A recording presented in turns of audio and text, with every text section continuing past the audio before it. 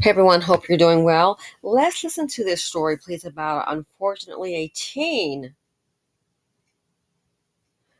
was working a drive-through. This young lady on the screen, along with her mother, and an evil man came along, in my opinion. So I'm going to show you two news clips, and I want to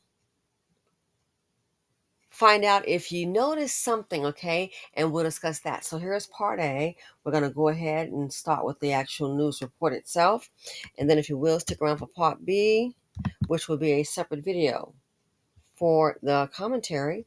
And let's check it out.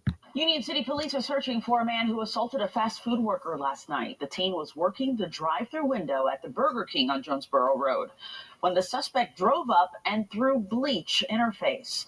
Fox 5's Deidre Dukes is live at the restaurant tonight. This is startling, Deidre. You're able to speak with the victim. That's right, Christine. Very disturbing when you hear the details of this crime. Now, the teen told me she was ambushed, caught off guard by this man who drove up to her drive-through window. She said she greeted him as she does any other customer. Out of nowhere, she said he threw bleach in her face, then simply drove off. Andrea Alexander met with police detectives Wednesday, recounting the frightening ordeal that unfolded at this Burger King in Union City. I was really scared. I started screaming and crying, and I was trying to rinse my face out because I just didn't know what to do. I just didn't want anything to happen to my skin or my face. The 17-year-old Burger King employee was working a drive-thru window on Jonesboro Road just before 10 Tuesday night when a man pulled up in a red Chevy pickup and threw bleach in her face. The man came up to the window. I said, hey, how are you? I said to every customer. I told him what his total was. I thought that he was reaching over to grab money. And when I looked up next thing I know, he threw bleach in my face. The man drove off, leaving Alexander stunned and in pain. And at first, I thought it was just water, but then I took a breath, and the bleach got in my mouth and my eyes, and my eyes started burning. Frantic, Alexander called Mom LaToya. She called police. It was very scary. She's scared to work. She don't want to go back to work, so it's it has been very traumatizing for her. LaToya Alexander said she spoke with restaurant management by phone that night and was told store surveillance cameras recorded the incident. While we were on the phone, she was describing what she saw in the video. Like, she confirmed the time. She said she saw the truck. She could see what was going on in the video. Investigators returned to the restaurant Wednesday afternoon as the search continued for the assailant. We're looking to look at some surveillance, hopefully get some more information to locate the perpetrator and get some justice for the young lady.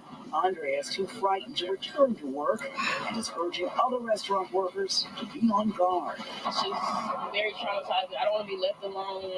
It's hard. Now, a company spokesman tells me that they are cooperating with police. Anyone with information in this case is urged to contact Union City Police. Okay, now let's look at this report. And I want to know if you've noticed something that I've noticed. So we have two different reports here on this team.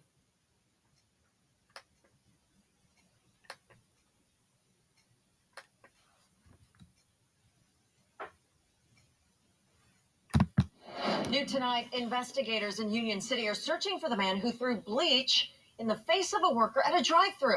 Police are tracking down video. That suspect, Channel 2's Candace McCowan, spoke with the victim. She's only 17 years old. Candace, you're live now at the Burger King. It's on Jonesboro Road. I mean, what's going on? Well, George and Wendy, the 17-year-old says after all of this, she is done working here at this Burger King. She said that's after that man pulled up to the drive-thru with a cup, an old Burger King cup, filled with what she believes was bleach. And now she and her mother, they're really trying to get the word out before this attacker strikes again.